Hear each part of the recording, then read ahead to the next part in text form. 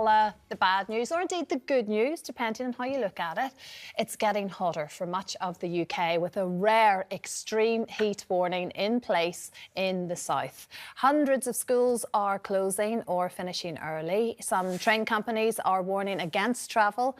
Job centres are closed and offices are allowing staff to work at home.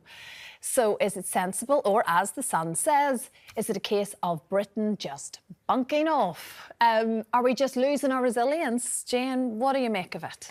Well, I think there's a little bit of that in it. I mean, obviously, like any extreme situation, you've got vulnerable people, elderly people who will suffer.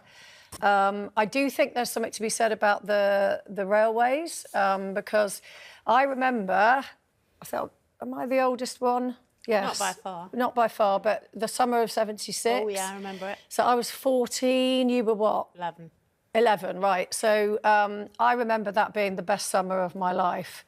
Our schools did not close down. But then, of course, nobody had aircon, nobody had fans. I don't remember any fans in our house. We basically shut the curtains, all day long, so that the house was in darkness, basically sat in the north-facing room, wherever that was, because it was the coolest. Wet flannel on the head, all that sort of stuff. You coped? And yeah, absolutely we coped. But I also remember that Big Ben, the clock, which, by the way, had survived the Blitz, melted. Oh, wow. In 1976. Its mechanism melted and broke down. So there is an argument, I guess, with train tracks and stuff like that, But I don't understand why schools have closed down, because we did lessons on the lawn. I remember we slept in the garden on a camp bed. Some people could live in houses that are going to be hotter and smaller and more confined than the school. Yeah, but with the school thing, that's what I mean. I don't understand why it's going to be any cooler at home. And, of course, working parents, if you've got a job where you're not having time off, you're suddenly like, oh, my kids are home and I'm not expecting it. So there's got to be a common sense approach, doesn't it? If the school can't cater for it, if it's a busy But also, do you not think or... now it's because we live in a suing nature way? Yeah. So if something happens at the school, like some kid burns or whatever, all of a sudden we're suing people more. And so all those legalities and health things...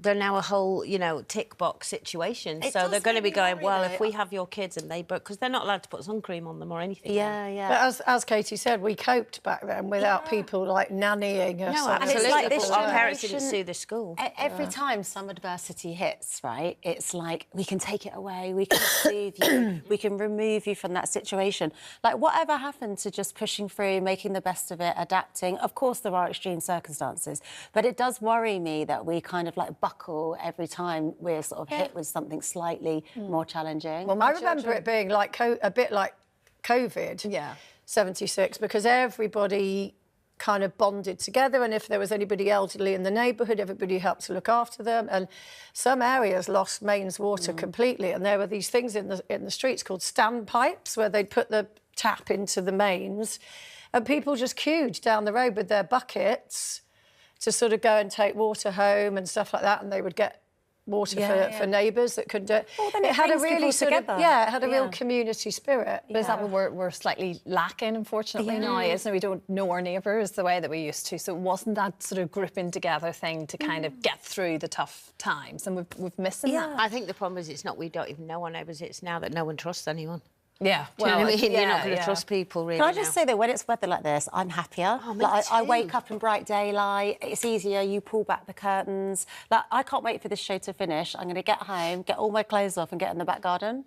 SPF, obviously. Yes, absolutely. You just completely strip off? I wear a sun hat because I want to protect my well, I mean, that's important.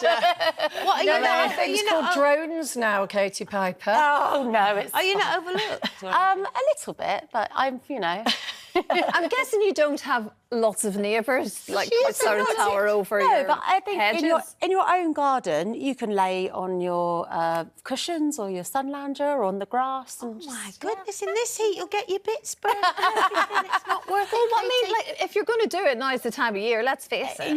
Do you ever go topless on holiday? In the 80s and the 90s, everyone went topless on the beach, like in European holidays. No, I've never...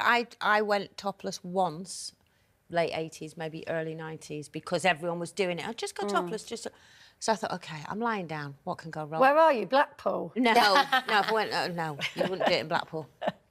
But I was lying down, it was in Turkey actually, lying down. I thought, no, it's fine. And then all of a sudden there was a shadow over me and a couple came up and went, hello, how are you? And I'm going, I'm topless, that's how I am. And I gradually went, I'm fine, thanks, and just kind of rolled onto my stomach. God. And then I put my top back on, and I've never done it since. Was she topless as well? She was topless. Oh, OK. At least you're on level playing ground. No, the top went straight back on. I couldn't do it, and I've never done it since. And also, total eclipse of the sun. No one needs these babies out there.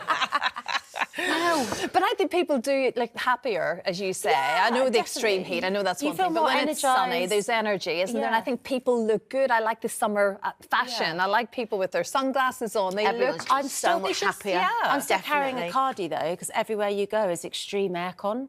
So it's like either blistering heat outside or ice cold. Oh, I love the ice cold though. You're very prepped, Katie. She is. For all temperatures, isn't she? And needs to be just take it all off. Exactly. Exactly.